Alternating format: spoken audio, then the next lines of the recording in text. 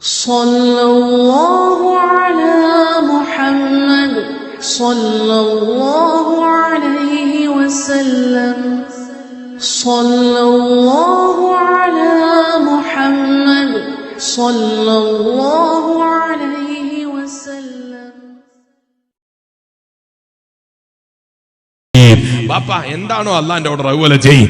എന്റെ കാര്യത്തിൽ നിങ്ങൾ ബേജാറാകണ്ട, അത് അള്ളാഹു ഏറ്റെടുത്തോളും എന്ന് നിങ്ങൾക്ക് ഇൻഷാ അല്ലാഹ് നല്ല ക്ഷമയുള്ളവരെ കൂട്ടത്തിലെത്തിക്കും. ഉപ്പമാരെ, ഉമ്മമാരെ, മക്കളൊക്കെ കുറെ കാലം നാട്ടിൽ നിന്ന് കുറെ കളിപ്പിച്ചിട്ടുണ്ടാകും, ഒരുപാട് വിഷമിപ്പിച്ചിട്ടുണ്ടാകും, അങ്ങാടി പോയി എന്ന് പറയിപ്പിച്ചിട്ടുണ്ടാകും. എന്നാലും നമ്മളെ നാവ് കൊണ്ട് നീ ഒരു കാലത്തും നന്നാവില്ലടാ എന്ന് പറയരുത്. ശപിക്കുന്ന ശൈലി ഉമ്മമാരെ നമുക്കുണ്ടാകരുത്. ഉമ്മമാരുടെ നാവ് കൊണ്ട് വരുന്ന ശാപം അത് പലപ്പോഴും ഇജാബത്തുള്ള ശാപങ്ങളാണ്. റബ്ബ് കാത്തിരക്ഷിക്കട്ടെ. ഉമ്മമാരുടെ നാവ് കൊണ്ട് പറയുന്ന വാക്കുകൾ നിങ്ങളെ മക്കള് കാലകാലം ശപിക്കപ്പെട്ടവനാകാൻ അവരൊറ്റ വാക്ക് മതിയായി പോകും. എത്ര ഗൗരവമുള്ള തെറ്റ് നമ്മളോട് ചെയ്താലും, തമാശക്ക് പോലും, അവനെ പേടിപ്പിക്കാൻ വേണ്ടി പോലും ഉമ്മമാരെ നീ ഒരു കാലത്തും നന്നാകൂല എന്ന് പറയരുത്. പിന്നെ ഓനൊരു കാലത്തും നന്നാകാത്തതിന് നിന്റെ വാക്ക് കാരണമായി പോകും. മറിച്ച് പറയണം, ഇൻഷാ അല്ലാഹ് മോനെ നിന്നെ നന്നായിട്ട് ഞാൻ കാണുമെന്ന് പറയണം. അങ്ങനെ പറഞ്ഞ അള്ളാഹു നന്നാക്കാൻ അത് കാരണമാകുന്ന ഞാൻ പറഞ്ഞത്. വിദേശത്തേക്ക് പറഞ്ഞേക്കുന്ന സമയത്ത് മക്കൾക്ക് പൊരുത്തം കൊടുക്കുന്ന ചില ബാപ്പാരുണ്ട്. കാസർഗോഡ് ജില്ലയിലൊന്നും അങ്ങനത്തെ ബാപ്പാരുണ്ടാകൂല എന്നാ ഞാൻ വിചാരിക്കുന്നത്. നിങ്ങളെ എഴുന്നേറ്റ് നിർത്തിയിട്ട് ഞാൻ എന്റെ പ്രസംഗം നീട്ടിക്കൊണ്ടു പോകുന്നില്ല, നിർത്തട്ടെ അല്ലേ. വിദേശത്തേക്ക് പോവാൻ നിൽക്കുമ്പോ ഇനിയെങ്കിലും ഒന്ന് നന്നാവായിരിക്കും സാധനം, എത്ര കാലായി ഇത് സഹിക്കുന്നു, ഇനിയെങ്ങനെ അവിടെയും പോയിട്ട് വട്ടം കറങ്ങി തീർത്തോ എന്ന് പറഞ്ഞ് പൊരുത്തം കൊടുക്കരുത്. ഏതായാലും നാട്ടിൽ നിന്ന് കുറെ കഥ കളിച്ച് സമയം കളഞ്ഞു, ഇനി ദുബായി പോയിട്ടും കളിച്ച് സമയം കളഞ്ഞു കളി എന്നും പറഞ്ഞിട്ടല്ല പൊരുത്തം കൊടുക്കേണ്ടത്. പോകാൻ നിൽക്കുന്ന മകനോട് അവന്റെ പഴയ കാലത്തുണ്ടായിരുന്ന എന്തെങ്കിലും ദോഷങ്ങളും ദോഷ്യ സ്വഭാവം ഉണ്ടെങ്കിൽ അസ്വഭാവം കൊണ്ട് നീ അവിടെയും പോയി നശിക്കുന്നവന്റെ വിടേണ്ടത്. ഇൻഷാ അല്ലാഹ് നീ വിദേശത്തെത്തിയാൽ നിന്നെ ഞാൻ ഇഷ്ടപ്പെടുന്നതിനേക്കാളൊക്കെ എത്രയോ നല്ലൊരു മോനായിട്ട് ഞാൻ കാണും.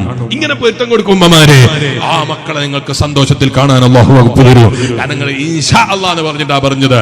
അവന്റെ കൈ കൊണ്ടൊന്നും നന്നാകുന്നല്ല, ഞാൻ നിന്നെ ദുബായിൽ എത്തിച്ചിട്ട് നന്നാക്കി കളിയൊന്നല്ല, എന്റെ കൈ കൊണ്ട് ഞാൻ നിന്നെ റെഡിയാക്കി എടുക്കൂടാന്നല്ല പറഞ്ഞത്. ഇൻഷാ അല്ലാഹ് നിന്നെ ഞാൻ നന്നായിട്ട് കാണുന്ന പറഞ്ഞത്. അള്ളാഹു കാണിച്ചു തരും. അതിനെന്ത് വേണമെന്നാ ഞാൻ പറഞ്ഞത്. ശപിക്കുന്ന ശൈലി ഉണ്ടാകരുത്, ശാപപ്രാർത്ഥന പൊരുത്തം കൊടുക്കുന്നവരാകരുത്, ആ ശൈലിയിൽ സംസാരിക്കുന്നവരാകരുത്. വലിയ ദുആക്ക് ഇജാബത്തുള്ളവരാണല്ലോ.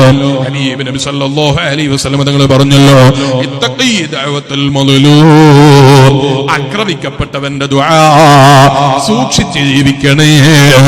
ആക്രമിക്കപ്പെട്ടവന്റെ ദുആക്ക് ഇജാബത്തുണ്ടെന്ന് നബി മുഹമ്മദുർ റസൂലുള്ളാഹി സല്ലല്ലാഹു അലൈഹി വസല്ലം. ഞാൻ നിർത്തുകയാണ്. ആക്രമിക്കപ്പെട്ടവന്റെ ദുആക്ക് ഇജാബത്തുണ്ട് എന്ന് നബി മുഹമ്മദുർ റസൂലുള്ളാഹി സല്ലല്ലാഹു അലൈഹി വസല്ലം. നമുക്ക് ദുആ ചെയ്ത് പിരിയണം. അല്ലാഹ് ഞങ്ങളെ മജ്ലിസ് ദുആക്ക് ഇജാബത്തുള്ള മജ്ലിസായി നീ സ്വീകരിക്കണേ അല്ലാഹ്.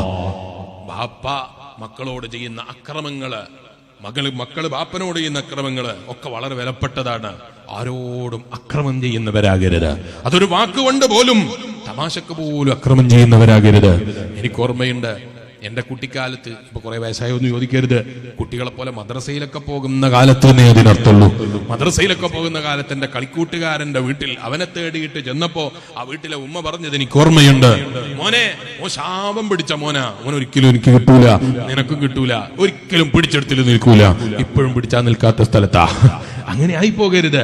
ബാപ്പമാർ പൊരുത്തം കൊടുക്കുമ്പോ, ഉമ്മമാര് പൊരുത്തം കൊടുക്കുമ്പോ അങ്ങനെ പൊരുത്തം കൊടുക്കരുത്. ചിലപ്പോൾ അവരുടെ ചില കുസൃതികൾ, വികൃതികൾ അവർക്ക് ചിലപ്പോൾ മനസ്സിന്റെ ഉള്ളിൽ തട്ടുന്നുണ്ടാകാം, മനസ്സിൽ വേദനിപ്പിക്കുന്നുണ്ടാകാം. ആ സമയത്ത് പോലും നമ്മൾ ഒരിക്കലും നമ്മളെ മക്കൾ ചീത്തയായി പോകുന്ന വാക്കുകൾ പറഞ്ഞു പോകരുത് എന്നാണ് ഞാൻ പറഞ്ഞത്. മറിച്ച് എന്റെ റബ്ബ് എന്റെ മോനെ നന്നാക്കി തരൂ എന്നുള്ള വിശ്വാസത്തോടെ ഇൻഷാ അല്ലാഹ് എന്റെ റബ്ബ് എന്റെ മോനെ നന്നാക്കി തരൂ എന്നാ പറയേണ്ടത്.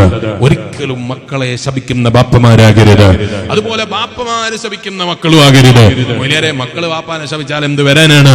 അതാ ഞാൻ നേരത്തെ പറഞ്ഞു, ഇത്തഖി ദഅവത്തുൽ മദ്ലൂം. മകൻ ആക്രമിക്കപ്പെട്ടവനാണെങ്കിൽ, ആ മകൻ എന്തായാലും ആക്രമിക്കപ്പെട്ടവനാണെങ്കിൽ ദുആ ചെയ്താൽ ബാപ്പ ബാധിക്കുമെന്നാ ഞാൻ പറഞ്ഞത്. അതെ, അവനൊരു വിവാഹത്തെ തീരുമാനിച്ചു, അവൻ ഇഷ്ടപ്പെട്ട ഒരു വിവാഹത്തെ തീരുമാനിച്ചു, ഒരു കുഴപ്പമില്ല. പക്ഷേ ഇയാളുടെ ഒരൊറ്റ വാശി, എന്തിന്റെ പേരിൽ? ബാപ്പ കാണിച്ചു കൊടുത്തതാണ്, ഉമ്മ കാണിച്ചു കൊടുത്തതാണ്, ഞാൻ ഉള്ളതാണ് പറയുന്നത്. ബാപ്പയും ഉമ്മയും പറഞ്ഞിട്ടാണ് പെണ്ണ് കാണാൻ വേണ്ടി പോയത്. കണ്ടുപോയി തിരിച്ചു വന്നു. തിരിച്ചു വന്നപ്പോൾ പെങ്ങന്മാര് പോയി വന്നിട്ട് പറഞ്ഞു, ഞങ്ങൾക്ക് ഇഷ്ടപ്പെട്ടിട്ടില്ല, അതുകൊണ്ട് മോനിക്ക് അവളെ വിവാഹം ചെയ്തു കൊടുത്താൽ മതിയാവൂല. അങ്ങനെയുള്ള വാശിക്കാരാകരുത് എന്നാ ഞാൻ പറഞ്ഞത്. അങ്ങനെയാണെങ്കിൽ പിന്നെ ആദ്യം തന്നെ പെങ്ങന്മാര് പോകണം. വെറുതെ എന്തിനാണ് ഈ പുരുഷനെ, അന്യ പുരുഷനെ കൊണ്ടുപോയി ഒരു പെണ്ണിനെ കാണിപ്പിച്ച് അവന്റെ ഹൃദയത്തിൽ അവൾ കയറിപ്പോയാൽ അതിന്റെ ഉത്തരവാദി ആരാണ്? എന്നിട്ട് വാശി പിടിച്ചിട്ട് അവസാനം വിവാഹം കഴിപ്പിച്ചു, അവസാനം തലാഖായി പോയി. അല്ലാഹു കാത്തുരക്ഷിക്കട്ടെ. ഉപ്പമാരെ ഇത്തരം വിവരക്കേട് ചെയ്യുന്നവരാകരുത് എന്ന് ഞാൻ പറഞ്ഞത്. പെങ്ങക്കല്ല വിവാഹം കഴിക്കുമ്പോൾ അവളെ ഇഷ്ടപ്പെടേണ്ടത് പുതിയാപ്പിളക്കാണ്. ബാപ്പയും ഉമ്മയും കുടുംബങ്ങളും എല്ലാവരും ഇഷ്ടപ്പെട്ട് സന്തോഷത്തോടെ നീ കാണാൻ പോയിട്ട് വരൂ എന്ന് പറഞ്ഞേച്ച് പെണ്ണ് കണ്ട് അവൻ ഇഷ്ടപ്പെട്ട് വീട്ടിൽ വന്നു, മിഠായി കൊടുത്തയച്ചു, എല്ലാ നിലക്കും സെറ്റായി.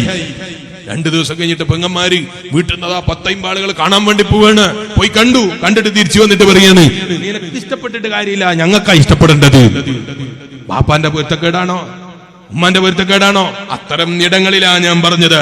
ബാപ്പാക്കും മക്കൾക്കും പെങ്ങന്മാർക്കും തിരിച്ചു പൊരുത്തക്കേട് കിട്ടുമോ എന്ന് ആലോചിക്കണം. എന്തിനാവശ്യമില്ലാതെ ഈ പെൺകുട്ടിയെ കാണാൻ അവനെ അയച്ചത്? അവൻ പോയി കണ്ടിട്ട് ഇഷ്ടപ്പെട്ടാൽ പിന്നെ അതിന് മുടക്കം പറയുന്ന ഉമ്മമാരാകരുത്. കാരണം അവന്റെ ഹൃദയത്തിൽ അവളൊരു സാന്നിധ്യം കടന്നുപോയാൽ ചിലപ്പോൾ അവരുടെ ആ ബന്ധത്തെ ഉള്ള കാലത്തോളം, ഹൃദയത്തിൽ ഇഷ്ടപ്പെട്ടു പോയ കാലത്തോളം മറ്റൊരാളെ ഇഷ്ടപ്പെടാൻ കഴിഞ്ഞില്ലെങ്കിൽ അതിന്റെ ഉത്തരവാദി നിങ്ങളാണെന്നാണ് ഞാൻ പറഞ്ഞത്. നിങ്ങൾക്ക് അങ്ങനെ നിങ്ങളും കൂടി കണ്ടാൽ ഇഷ്ടപ്പെടുന്നതാകണമെന്ന് നിർബന്ധമുണ്ടെങ്കിൽ നിങ്ങൾ ആദ്യം പോയി കണ്ടോളൂ. എന്തിനാണ് ഇവനെ ഒരു അന്യപെണ്ണിന്റെ അടുക്കൽ കാണാൻ പറഞ്ഞു ചോദിക്കുന്നത്? എന്നിട്ട് അവൻ വേറെ വിവാഹം കഴിച്ചിട്ട് എനിക്ക് അവളെ അല്ലാതെ വേണ്ടാന്ന് ചിന്തിച്ചിട്ടുണ്ടെങ്കിൽ അവിടെ എന്തിനാണ് അവനെ കുറ്റം പറയേണ്ട ആവശ്യം എന്നാണ് ഞാൻ ചോദിച്ചത്. അങ്ങനെ ചിലപ്പോ പെങ്ങന്മാർക്ക് പൊരുത്തക്കേടുണ്ടാകുന്ന സമയം ഉണ്ടാകും, ഉമ്മമാർക്ക് പൊരുത്തക്കേടുണ്ടാകുന്ന സമയം ഉണ്ടാകും, ബാപ്പാക്ക് പൊരുത്തക്കേടുണ്ടാകുന്ന സമയം ഉണ്ടാകും. അതുകൊണ്ട് ബാപ്പയും ഉമ്മയും പറയുന്നത് പോലെ കേൾക്കണ്ടെന്നൊന്നല്ലേ ഞാൻ പറയുന്നത്. നമ്മൾ അവനെ പറഞ്ഞയച്ച് കാണാൻ വേണ്ടി അയച്ച് മിഠായി കൊടുത്തയച്ച് ഇഷ്ടപ്പെട്ടതിന്റെ ശേഷം എല്ലാ പൊരുത്തവും കൊടുത്തിട്ട് അവസാനം നിങ്ങൾക്ക് ഇഷ്ടപ്പെട്ടില്ല, ഓനിക്ക് ഇഷ്ടപ്പെട്ടാലും അവരെക്കാളും ഇഷ്ടം നോക്കേണ്ടത് നമ്മളാണ് എന്ന് പറയുന്ന ചിന്തയില്ലാത്ത സ്വഭാവക്കാരാകരുത് എന്നാണ് ഞാൻ പറഞ്ഞത്. ഞാൻ എന്റെ പ്രസംഗം നീട്ടിക്കൊണ്ടു പോകുന്നില്ല, നിർത്തുകയാണ്. ഹബീബ് നബി മുഹമ്മദ് റസൂലുള്ളാഹി സ്വല്ലല്ലാഹു അലൈഹി വസല്ലം പറയാണ്, ആക്രമിക്കപ്പെട്ടവന്റെ ദുആക്ക് ഇജാബത്തുണ്ട്. അതാരാണെങ്കിലും ആക്രമിക്കപ്പെട്ടവന്റെ ദുആക്ക് ഇജാബത്താണ്. അസ്തഗ്ഫിറുല്ലാഹൽ അലീം. ദീനിനോട് അക്രമം ചെയ്യുന്ന ചില ആളുകളുണ്ട്. അല്ലാ, ഞങ്ങളെ നീ കാത്തുരക്ഷിക്കണേ അല്ലാ, നീ ഞങ്ങളെ കാത്തുരക്ഷിക്കണേ അല്ലാ. ദീനിന്റെ നിയമങ്ങളെ പച്ചയായി